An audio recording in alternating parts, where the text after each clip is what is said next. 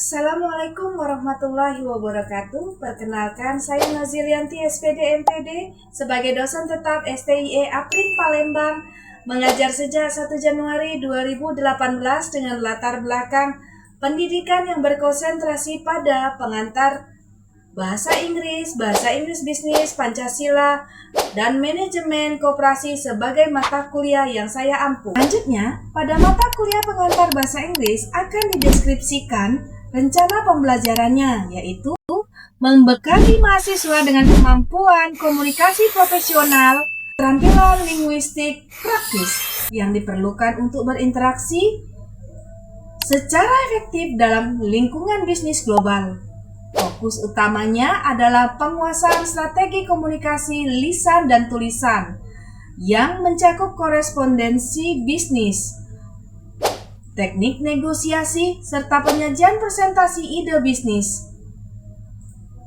secara meyakinkan menggunakan bahasa Inggris berstandar internasional. Bobot mata kuliah pengantar bahasa Inggris yaitu 3 SKS. Bobot penilaiannya antara lain, pertama 25% untuk tugas, 30% pada penilaian UTS, dan ketiga 45% pada UAS atau ujian akhir semester. Capaian pembelajaran CPL-nya yang sudah ditetapkan dalam dokumen kurikulum prodi untuk mata kuliah yang disusun sesuai dengan CPL keterampilan, CPL pengetahuan, dan CPL sikap. Capaian pembelajarannya yaitu 1. Mampu menunjukkan sikap bertanggung jawab atas pekerjaan di bidang keahliannya secara mandiri serta menjunjung tinggi nilai integritas. Kedua, menguasai prinsip dan konsep manajemen fungsi komunikasi lisan dan tulisan dalam konteks organisasi atau bisnis global. Yang ketiga, mampu menunjukkan sikap kolaboratif dan adaptif terhadap lingkungan kerja dan perubahan melalui penggunaan bahasa internasional yang efektif. Terakhir, yang keempat, mampu merancang dan mengimplementasikan strategi komunikasi bisnis yang inovatif serta melakukan analisis informasi dan data dalam bahasa Inggris untuk pengambilan keputusan. Sedangkan capaian pembelajaran mata kuliah atau CPMK pengantar bahasa Inggris ada 5 poin. Poin pertama, mampu menyusun dokumen profesional, korespondensi bisnis, dan laporan keuangan dasar secara akurat menggunakan bahasa Inggris standar internasional. Yang kedua, mampu mendemonstrasikan kemampuan komunikasi persuasif dan teknik pitching ide bisnis secara lisan dengan lancar serta meyakinkan dalam konteks profesional. Yang ketiga, mampu melakukan analisis kelayakan bisnis dan proyeksi keuangan dasar menggunakan literatur serta data berbahasa Inggris sebagai dasar pengambilan keputusan. Yang keempat, mampu mengintegrasikan nilai kata integritas dan sikap bertanggung jawab dalam setiap interaksi komunikasi berprofesional, baik lisan maupun tulisan. Poin kelima, mampu merancang strategi komunikasi bisnis yang inovatif dengan menguasai konsep manajemen fungsi bisnis, yaitu pemasaran, operasi, keuangan, dan SDM secara global. Adapun proses pembelajaran pada mata kuliah pengantar bahasa Inggris, 16 kali pertemuan dengan 1 kali ujian tengah semester dan 1 kali ujian akhir semester. Adapun materi pembelajaran mata kuliah pengantar bahasa Inggris, yang pertama ada dasar-dasar komunikasi bisnis dan manajemen korespondensi atau bahasa Inggrisnya Basic of Business Communication and Correspondency Management di pertemuan pertama dan kedua. Yang kedua ada korespondensi bisnis profesional atau Professional Business Correspondence di pertemuan ketiga dan keempat.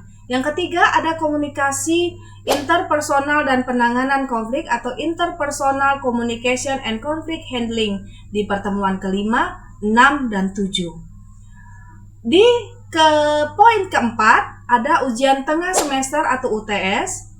Poin kelima ada analisis laporan bisnis dan kinerja keuangan atau Analysis of Business Reports and Financial Performance di pertemuan 9 dan ke-10.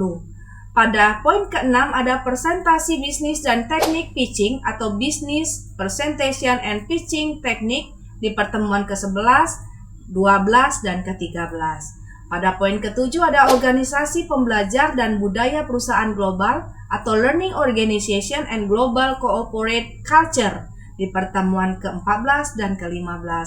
Di poin ke-8 yaitu ujian akhir semester atau UAS ada di pertemuan ke-16 atau di penutup semester. Berikut video situasi pembelajaran mata kuliah pengantar bahasa Inggris. Terima kasih atas perhatian dan apresiasi atas video kali ini.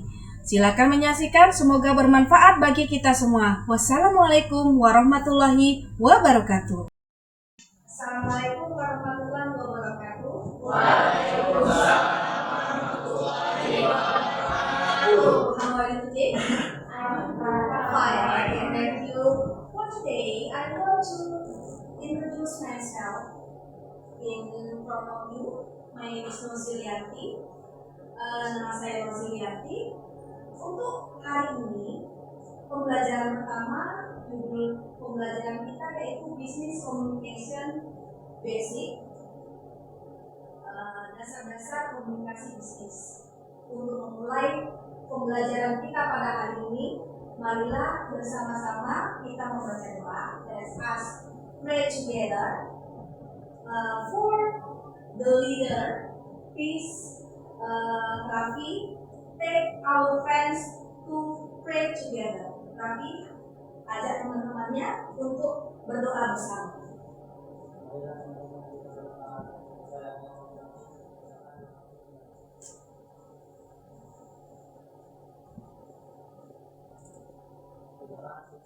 Oke, terima kasih. Thank you, Raffi. Now, business communication in Indonesia, dasar-dasar komunikasi bisnis. For the first, pertama kalinya yaitu Introduction to Business Communication and Correspondence atau pengantar komunikasi bisnis dan korespondensi. Okay, continue for our description. Deskripsi pada mata kuliah kita saat ini atau course description. For the first, study of business communication and professional correspondence in English, mempelajari komunikasi bisnis dan korespondensi profesional dalam bahasa Inggris. Learning outcomes or CPL, Master International Business Communication Concept atau menguasai konsep komunikasi bisnis internasional. Jadi kita menguasai konsep-konsep komunikasi bisnis dalam komunikasi bisnis internasional. Course outcomes or CKMK, identify communication components and business writing principle. Mengidentifikasi komponen komunikasi dan prinsip-prinsip penulisan bisnis. Ya, dan kita mengidentifikasi yang namanya komponen komunikasi apa dan prinsip penulisan bisnis itu bagaimana. Business communication concept atau proses exchanging information in organization, kita mempelajari yang namanya proses-proses pertukaran komunikasi. Proses-proses komunikasi dari pertukaran informasi dalam organisasi itu sendiri. Okay, for now, do you have some question for me, or do you have some question for me? Okay, who will ask me some question? Boleh silakan pertanyaan bisa. Okay. There are seven C's principle.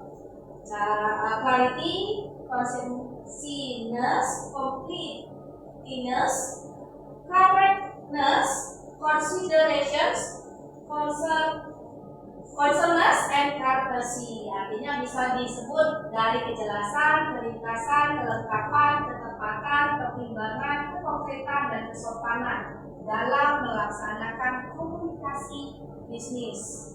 Di sini ada komunikasi baris atau hambatan-hambatannya. Language, culture, perceptions, technical issue Kalau dalam bahasa Indonesianya, di sini ada bahasa. Bahasa kita kan beda-beda setiap organisasi ya. Kemudian atau bisa juga di tiap daerah memiliki kebiasaan bahasa yang sangat berbeda. Kemudian juga budaya. Budaya di sini kadang-kadang kita tidak bisa menyamakan dari tempat satu ke tempat yang lain. Begitu juga persepsi, pola pikir dari suatu organisasi atau perusahaan. Kemudian adanya gangguan teknis, tentu saja. Gangguan teknis ini biasanya selalu membuat kadang-kadang kita bingung. Satu perusahaan dengan perusahaan lain kadang-kadang tidak nyambung nih isi komunikasinya. Oke, continue. Business correspondence atau dalam bahasa Inggrisnya korespondensi bisnis itu merupakan komunikasi formal yang tertulis. Ya, biasanya itu formal dianggap itu agak kaku, agak sulit dimengerti kalau memang benar-benar formal. Tapi paling tidak harus ada saling kesepahaman antara dua belah pihak, si penerima ataupun yang mengirim ya. Atau dalam bahasa Inggrisnya business correspondence, formal written communication in business is fully formal, sangat-sangat formal. Okay? There are types of correspondence. Ada tipe-tipe correspondence. There are letters, surat menyurat. Kemudian emails. Kemudian ada memos. Dan the last one itu ada reports. Ya, the reports ini yang dalam bahasa Indonesia ini laporan. Kalau memo ya tetap memo, email ya tetap email atau surat menyurat dalam bentuk elektronik. Kemudian surat ini yang tipe paling lama, tipe yang sudah ada dari zaman dahulu kala dalam bentuk komunikasi bisnis. Oke, next di sini ada business letter structure, susunan surat bisnis. Ada header. Header ini kalau kita artikan yaitu kepala surat, kod surat, awal surat. Kemudian ada dates. Dates ini tanggalnya, kemudian waktunya, kemudian address. Address ini yang si pemilik sama penerima. Biasanya ngirim dulu ya, ngasih apa alamat. Kemudian salutation. Salutation ini diartikan dengan salam. Ya. Salutation itu terakhir. Biasanya di penutup. Kemudian ada body, isi surat, maksud dan tujuan surat itu apa? Itu ada di body of the text-nya. Benar-benar maksud dan tujuan dari penyampaian kebutuhan kita ada di body atau isi surat. Di penutupan closing ya, biasanya itu bisa salam, bisa juga berisi keinginan kita bisa disampaikan atau tidak. Kemudian bisa juga dicantumkan dengan tanda tangan. Okay, next. Okay, do you have some question for me? Ma'am, I have question for you. Okay, please. Why are communication barrier and why can't it cause conflict in the workplace or organization? Okay, thank you for the questions. Next, who has a question for me? Ma'am, I have a question for you. Explain the difference between business communication and free communication. Okay, thank you. Thank you for the question, both of you. Do you have some question for me? Me? Okay. What is your name? Let me introduce myself. My name is Azra Pratata. I'm Okay, from thank you. class 2B. I have a question for you, ma'am. Okay. What is business communication and how is it different from daily communication? Thank you. Thank you very much. I will answer your question. What is business communication and how is different from daily communication? The answer is business communication is the purposeful proportional exchange of ideas, messages, and information conducted both within and outside an organization to achieve company goals. Yang artinya nih, Komunikasi bisnis adalah pertukaran gagasan, pesan, dan informasi yang memiliki tujuan tertentu. Misalnya juga yang suatu hal yang pesan-pesan itu harus disampaikan kepada sebuah perusahaan dan dilakukan dalam ataupun di luar dari organisasi itu tersebut untuk bisa mencapai yang namanya target-target perusahaan. Thank you. Thank you, ma'am. Okay, thank you. You're welcome. Okay, communication process from sender, message, channel, receiver, feedback, and noise. The last one is the noise. Artinya dari pengirim, pesan, bisa juga masuk ke media, kemudian ada si penerimanya, lanjut ke umpan balik, kemudian adanya gangguan-gangguan yang bisa tanpa kita sadari. Oke, siapa nih yang mau bertanya lagi? Who has some question for me? Oke, what's your name?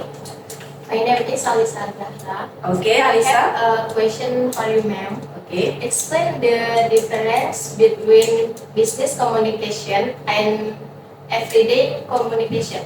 Okay, I will to explain you about the differences between business communication and everyday communication.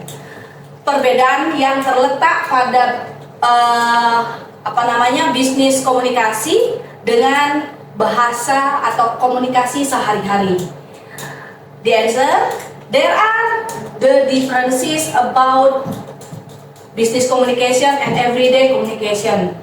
From the goals, structure, and constructions. The goals always result oriented from profit, coordinating or coordinations, or image. And then structure, more formal and follow an organization hierarchy or hierarchy. And then contractions bound by the time and professionals norm. Oke, kalau dalam bahasa Indonesia perbedaannya terletak pada tujuan, itu biasanya selalu berorientasi pada hasil, bisa melalui profit, koordinasi, atau citra. Kemudian strukturnya itu lebih formal, dia mengikuti yang namanya hierarki organisasi. Kendalanya terikat oleh waktu dan norma profesional. Here, I have a question for my students in here. For J, I have a question for you. You may answer if you know it. Jika kamu tahu, silakan kamu jawab dari penangkapan kamu punya. What are the communication barriers and why can they cause the conflict in the workplace or organization? You may answer, Jay. Boleh silakan dijawab, Jay. Communication barrier are any from interference or factor that prevents the smooth delivery and reception of message between the communicator, sender, and the recipient in the workplace. The barrier trigger conflict because when messages are disrupted, the information received becomes in a group of misinterpreted. This can result in misunderstanding, distraction, productivity, failure to achieve target, and even tension between employees due to misleading exploitation. Oke, thank you Jai. Please have a seat. Terima kasih Jai. Di sini saya coba ulangi lagi ya. Jadi kendala komunikasi ini kadang-kadang kita sulit untuk bisa dipertemukan kalau konsep-konsepnya itu sangat berbeda. Biasanya kalau penyampaiannya lebih elegan, lebih baik, lebih bagus, ini biasanya antara si communicator atau si sender atau pengirim pesan kemudian yang menerimanya itu sama-sama dari satu lingkup yang sama. Tapi kalau tidak, biasanya satu lingkup itu bisa mereka saling memberi suatu pesan yang sangat mudah untuk dipahami, baik itu lisan ataupun secara tulisan.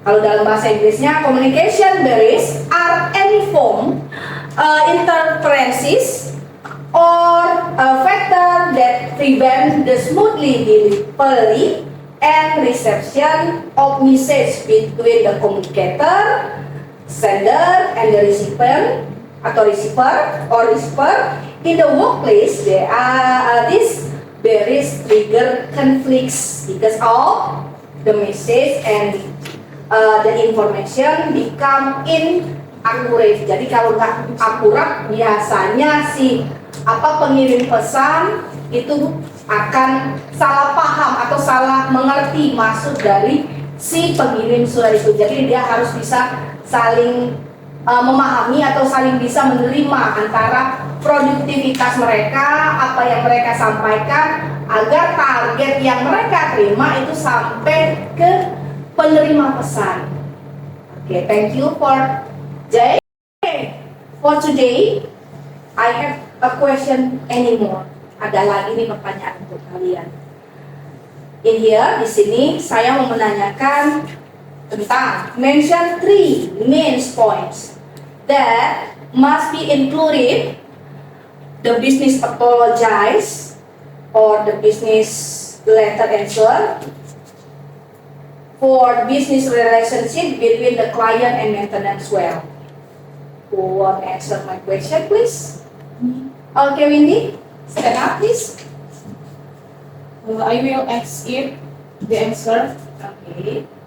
The 3 main points that must be included in the business apology letter are first, signs. Sir. Signs inclusion and apology. Okay. The second, one. short explanation and real solution. Okay. And the last one, preventive step ahead. Okay, thank you, Windy. Have a seat, please. Di sini ada 3 poin nih yang harus disampaikan dari bisnis relationship of business atau hubungan bisnis dengan klien dan dengan hubungan-hubungan lainnya. Biasanya kalau surat perminta maafan, biasanya dia menggunakan yang namanya rasa kita ingin meminta maaf nih dengan hati yang dalam. Biasanya dengan menggunakan sincere, acknowledgement, and apologize. And then the second one, short explanation and real solution. Biasanya ngasih penjelasan secara singkat. Kenapa sih kita alasan kita dengan klien ini, mereka sampai nggak puas dengan komunikasi kita atau dengan alasan kita, dan harus memberi solusi atau jalan keluar atas penyelesaian yang namanya masalah tersebut. Kemudian ada preventive step ahead yang harus ditonjolkan kepada klien kita, ini solusi yang terbaik. Oke. Next ada conclusion for our last meeting, for the end of our meeting today. There are conclusionnya, ada conclusion atau penjelasan akhir dari pertemuan kita pada hari ini atau sore ini. Pertama, ada komunikasi yang efektif.